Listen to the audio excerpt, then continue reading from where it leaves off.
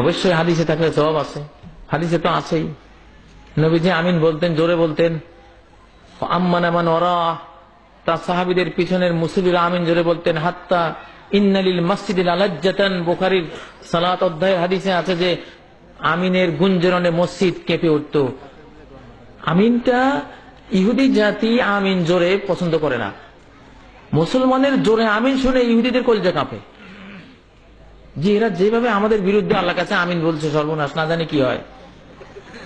কারণ গায়রিল মাগদুবি আলাইহিম ওয়ালাদ-দালিনের পরে তো আমিন, মাগদুম আলাইহিম হলো ইহুদিরা।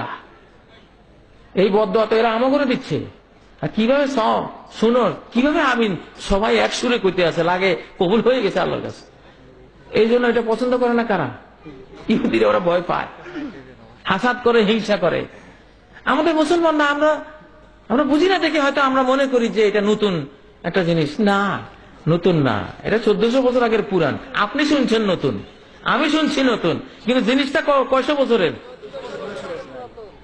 বাংলাদেশের মাটির নিচে গ্যাস হয়তো শত শত বছর থেকে আছে, কিন্তু আমরা পাইছি নতুন। এখন যদি কেউ কয়, এই মিয়া, বাপ দাদারা চলে গেছে গ্যাস ছাড়া, তুমি কিসের গ্যাস ব্যবহার করো? সিএনজি মেনজি ফেলাও, এগুলি গরু গাড়ি ভালো। বোকা না? আরে বাবা, গ্যাস তো বাপ দাদার আমলও ছিল, কিন্তু টের পাই নাই কেউ, তলে আসিল, ঠিক না? বঙ্গবন্ধুর আমলেও গ্যাস বাংলাদেশের মাটির নিচে ছিল, ছিল না? ছিল না? নবাব সিরাজউদ্দৌলার আমলেও ছিল, ইখতিয়ারউদ্দিন বখতিয়ার খিলজির আমলেও ছিল, বেচারা টের পায় নাই, আমরা টের পাইছি নিচ্ছি।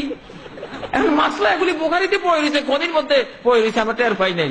এখন টের পাইতে আছে, তুলতেছি। এখন যদি তুমি বলো ভাই এগুলি অতীতে কেউ ব্যবহার করে নাই, তোমরা এগুলি নতুন জিনিস, আর ভাই নতুন কই? তুমি না নতুন কথা বললা, আমার জিনিস তো পুরান। বাংলার মাটির নিচের গ্যাস পুরান না নতুন? বহুত পুরান। গ্যাস কোন 2-1000 বছরে হয় না, বহু বছর লাগে। শতাব্দীর পর শতাব্দীতে এটা গ্যাস তৈরি হয়, ঠিক কিনা?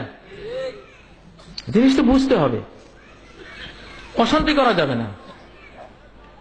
কেউ কিছু একটা করলে বলবেন, ভাই আমি একটু ঘাঁটি ঘটি দেখি। আমি যদি গেটে গেটে এর দলিল খুঁজে পাই, এর ডাড্ডা পাই, খতিয়ান পাই, সিএস রেকর্ড, আরএস রেকর্ড পাই, পর্চা পাই, খাজনা রসিদ পাই, 62, 40 রেকর্ড পাই, হাল আমলের জরিপ রেকর্ডও পাই, তাহলে কমে না, ঠিক আছে ভাই, তোমার জমিন তোমার, ঠিক আছে, ঠিক না? তা আমরা যে মাসলা দিছি, এটা যদি ডাড্ডা, দলিল, সিএস রেকর্ড, আরএস রেকর্ড সব থাকে, কোন আপত্তি আছে?